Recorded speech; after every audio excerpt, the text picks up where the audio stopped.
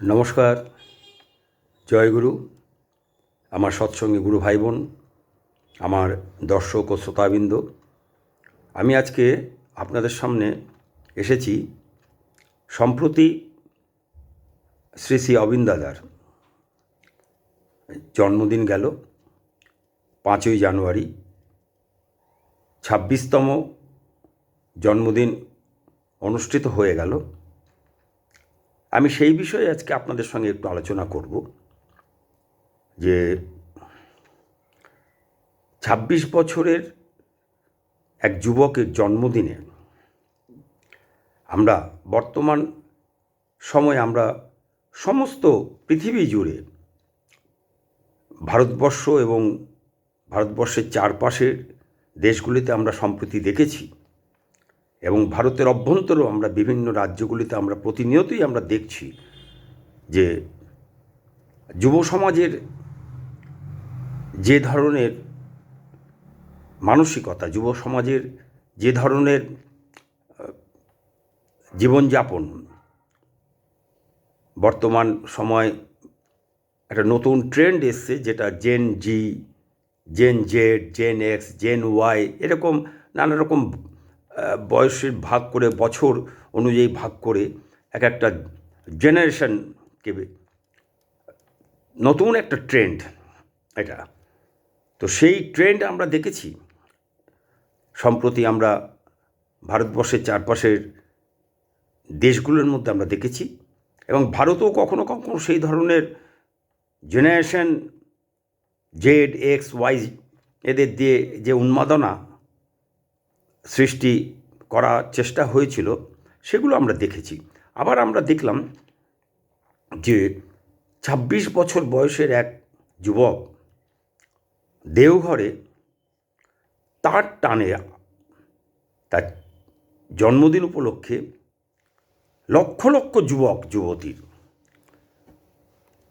আগমন, তাদের আনন্দ উচ্ছ্বাস আমরা দেখলাম। এই নিয়ে আমি একটু আপনাদের সঙ্গে আলোচনা করব। পরম পুরুষ, পরম পিতা, পুরুষোত্তম, জীবন্ত ঈশ্বর, পরম প্রেমময় শ্রী ঠাকুর অনুকূলচন্দ্রের পঞ্চম পুরুষ, পরম পূজনীয় শ্রী শ্রী অবিন দাদা। সেই পরম পূজনীয় শ্রী শ্রী অবিন দাদার 26তম জন্মদিন আমি আপনাদের সামনে একটু আগেই বললাম যে অনুষ্ঠিত হলো গত 5ই জানুয়ারি, এই বছরের 5ই জানুয়ারি সোমবার, দেওঘর ঠাকুরবাড়িতে। বিশ্বজুড়ে সমস্ত সৎসঙ্গ কেন্দ্র মন্দিরে শ্রী ঠাকুরের 138তম জন্ম মহোৎসব পালিত হচ্ছে। আর এরই মাঝে পালিত হলো শ্রী শ্রী অবিন দাদার জন্মদিন। কত সুন্দর সুশৃঙ্খলিতভাবে লক্ষ লোকের মাঝে একটা অনুষ্ঠান সুসম্পন্ন হতে পারে, আরও একবার তার উদাহরণ হয়ে রইল দেওঘর ঠাকুরবাড়ি। এরকম সুশৃঙ্খলিত অনুষ্ঠান হয়ে চলেছে শ্রী ঠাকুরের 138তম জন্ম মহোৎসবকে কেন্দ্র করে সারা বিশ্বে, ভারতবর্ষের প্রত্যেকটি রাজ্যের প্রত্যেকটি জেলায়, প্রত্যেকটি অঞ্চলে, যেখানে যেখানেই সৎসঙ্গের কেন্দ্র মন্দির আছে, সেখানে সেই ঠাকুরের 138তম জন্ম মহোৎসব হয়ে চলেছে। আর শ্রী শ্রী অবিন দাদার 26তম জন্মদিন উপলক্ষে তাকে উৎসর্গ করে ফেসবুকে লেখা বহু সুন্দর সুন্দর কবিতা, গল্প, প্রবন্ধ পড়লাম। ফেসবুকের প্রতি টান অনুভব করলাম নতুনভাবে, নতুবা শুধু বৃত্তি প্রবৃত্তিতে সুরসুরি দেওয়া আর কথায় কথায় অকারণ রাগ, হিংসা বৃদ্ধি পায়, এমন সব তাত্ত্বিক আমেজে ডুবে থেকে মিথ্যে বিপ্লব, বিদ্রোহ, ছদ্ম আন্দোলন, ছদ্ম ছাত্র রাজনীতি, ছাত্র আন্দোলন, লড়াই, ঝগড়া ইত্যাদি সমস্ত কিছু লেখা কবিতা পড়ে পড়ে আর ভিডিও দেখে দেখে ফেসবুকের প্রতি আগ্রহ হারিয়ে ফেলছিলাম ক্রমশ। কিন্তু শ্রী শ্রী অবিন দাদার 26তম জন্মদিন উপলক্ষে খুব সুন্দর সুন্দর সব কবিতা লেখা পড়ে মন ভরে গেল। বুক ভরে টেনে নিলাম আকাশ জুড়ে ছড়িয়ে থাকা নির্মল পবিত্র প্রেম ভালোবাসার বাতাস। পরম দয়ালের কাছে প্রার্থনা করি এমনভাবে উদ্বুদ্ধ হয়ে সবাই লিখে যান। ফেসবুক নির্মল পবিত্র প্রেম ভালোবাসার প্ল্যাটফর্ম হয়ে উঠুক। শ্রী শ্রী অবিন দাদাকে নিয়ে লেখা কবিতা গল্প পড়তে পড়তে মনে হলো, টনক নড়ল, আমরা শ্রী শ্রী ঠাকুরকে ধরেও জীবনের প্রকৃত আনন্দ কী, জীবনের মানে কি জানতে পারিনি। এর থেকে দুঃখ আর কি থাকতে পারে? আমার বা আমাদের থেকেও দুঃখ শ্রী ঠাকুরের বেশি। প্রেম ভালোবাসায় ভরা স্নেহ মায়া মমতা মাখানো দুচোখ ভরা জল, টলটল করা জল নিয়ে আর এক বুক ব্যথা নিয়ে তিনি চলে গেছেন আমাদের ছেড়ে 1969 সালে। আমাদের কাছে তিনি যা চেয়েছিলেন তা আমরা দিতে পারিনি।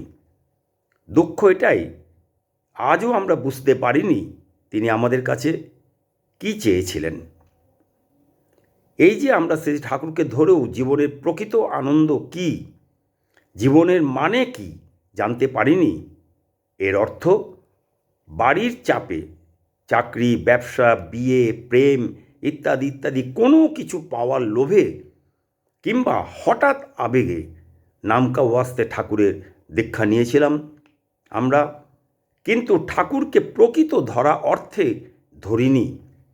তাই রিপুতারিত জীবনের অধিকারী হয়ে দিগ্ভ্রান্ত হয়েছি বৃত্তি প্রবৃত্তির বৃত্তে আবদ্ধ। আমরা হয়েছি জীবনে ব্যর্থ, অসফল হয়েছি আমরা। আমাদের জীবনের প্রতিটি ক্ষেত্রে আমরা সফলতার স্বাদ পাইনি। আর যদি শ্রী ঠাকুরকে ধরে আমরা অর্থ মান যশ ক্ষমতা প্রতিষ্ঠা লাভ করেও থাকি, তার আড়ালে সত্যিকারের কী লুকিয়ে আছে তা সাধারণ মানুষ না জানলেও ঠাকুর সব জানেন। কারণ তিনি সর্বজ্ঞ, তিনি সর্বদর্শী ও সর্বব্যাপী। এই যে আমরা তাকে ধরেও দিগ্ভ্রান্ত হচ্ছি বৃত্তি প্রবৃত্তির বৃত্তে আবদ্ধ, আমরা হয়েছি জীবনে ব্যর্থ, অসফল হয়েছি। তাই শ্রী ঠাকুর আমাদের সামনে রেখে গেছেন শ্রী শ্রী আচার্যদেবকে। আমাদের সামনে আছেন শ্রী শ্রী আচার্যদেব। শ্রী ঠাকুর রেত শরীরে শ্রী শ্রী আচার্যদেবের মধ্যে অবস্থান করছেন। শ্রী ঠাকুর শ্রী শ্রী আচার্যদেবের মধ্যে দিয়ে আমাদের জীবনে প্রতি মুহূর্তে বেঁচে থাকা ও বৃদ্ধির পথে, উন্নতির পথে, ক্রমশ বেড়ে ওঠার পথে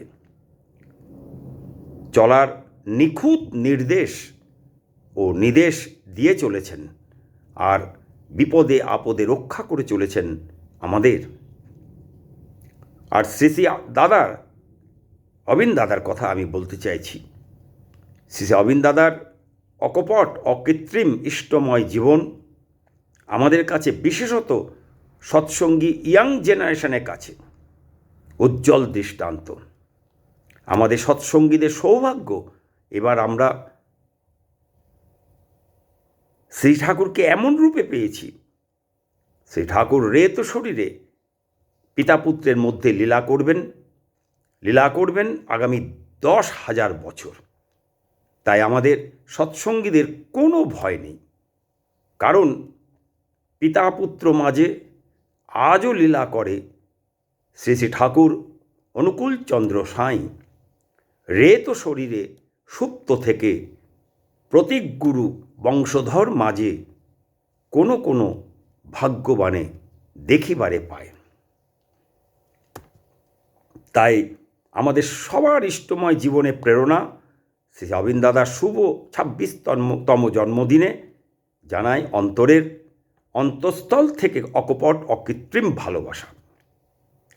আজ জীবনের 70 বছর পার হয়ে এসে বিগত দিনের তিক্ত রূঢ় অভিজ্ঞতায় সমৃদ্ধ হয়ে বাস্তবের রুক্ষ মাটিতে দাঁড়িয়ে চারপাশের অসৎ, মিথ্যে, কপট, ধান্দাবাজ লোকের ভিড়ে অবাক লাগে একটি 26 বছরের অপূর্ব সৌম্য দর্শন যুবকের সামনে লক্ষ লক্ষ শিশু থেকে বৃদ্ধ পর্যন্ত মানুষ সে ভালোবাসার টানে, প্রেমের টানে অবনত। এখানে অর্থ, মান, যশ, ক্ষমতা, পদ, চাকরি ইত্যাদি কিছুই পাওয়ার নেই, বিন্দুমাত্র সম্ভাবনা নেই। কোনো কিছু এখানে রাজনৈতিক ক্ষমতা অর্জনের জন্য মানুষ যে লড়াই করে রাজনীতিতে, লক্ষ লক্ষ যুবক যেভাবে রাজনীতির মধ্যে তারা হারিয়ে যাচ্ছে, সেই ধরনের কোনো রকম বিন্দুমাত্র সম্ভাবনা নেই এখানে শ্রী অবিন দাদার কাছে। বরং আছে তিরস্কার, ধমক। আর এই তিরস্কার, এই ধমক জীবনে ঠিকমতো না চলার জন্য, শরীরের ঠিকমতো যত্ন না নেওয়ার জন্য, পড়াশোনা না করার জন্য, এই ধমক মাতা পিতাকে ভালোবাসা ও সেবা না করার জন্য, এই ধমক, এই তিরস্কার গুরুজনদের শ্রদ্ধা সম্মান না করার জন্য, ভাই বোনের মধ্যে, বন্ধুবান্ধব, পাড়া প্রতিবেশীদের মধ্যে সম্প্রীতি বজায় না রাখার জন্য এই ধমক, এই তিরস্কার, নেশা ভাঙ করে উচ্ছৃঙ্খল চলনে চলার জন্য ধমক, তিরস্কার ইত্যাদি ইত্যাদি নানা কারণের জন্য তার আমাদের প্রতি তিরস্কার, ধমক। আর এই তিরস্কার, এই ধমক ভালোবাসাময়, আলোময়, রূপময়, মধুময়, রসময় তিরস্কার, ধমক। এ কথা সত্য, অতীব সত্য যে আমরা শ্রী অবিন দাদার তিরস্কারে, ধমকে বাচ্চা থেকে বুড়ো সব সৎসঙ্গী নরনারী আমরা এক নিখাদ নির্মল আনন্দ পাই, এক অনির্বচনীয় সুখ পাই, শান্তি পাই এই চারিদিকের হিংসাত্মক, কুটিল ও বিদ্বেষপূর্ণ অশান্তিময় পরিবেশের মাঝে। তাই আমরা ছুটে ছুটে চলে যাই, শিশু থেকে বৃদ্ধ, ইয়াং জেনারেশন, নারী পুরুষ ছুটে ছুটে চলে যায় দেওঘর। শ্রী অবিন দাদা যেখানে যান, ভারতবর্ষের যে প্রান্তে যান, সেই প্রান্তে, সেই রাজ্যের, সেই ভাষাভাষীর লোক, হাজার হাজার লক্ষ লক্ষ লোক তার কাছে ছুটে যান। ছুটে যান কিসের টানে? তার কাছে কি পাওয়ার আশায় তারা ছুটে যান? একটা শান্তি, একটা নির্মল আনন্দ, নিখাদ আনন্দ পাওয়ার জন্য সবাই ছুটে যায়। একটা অপূর্ব ভালোবাসাময়, আলোময়, রূপময়, মধুময়, রসময় এক যুবক। আর এর ফলে আমরা শ্রী ঠাকুরের প্রকৃত শিষ্য হয়ে ওঠার, ইষ্টপ্রাণ ভক্ত হয়ে ওঠার, প্রকৃত অনুগামী হয়ে ওঠার প্রেরণা পাই তার কাছ থেকে। আমরা সাহস পাই, আমরা মনে বল পাই, হতাশা অবসাদের মাঝে নতুন করে বাঁচার আমরা শক্তি পাই, নিজের পায়ে দাঁড়াবার, নিজের ভেতরের যে শক্তি, মহাশক্তি ঘুমায় তোর হৃদয়ে, তুই কেন রে মরার মতো, এই মহাশক্তিকে তিনি জাগিয়ে দেন, তারা জাগিয়ে দেন।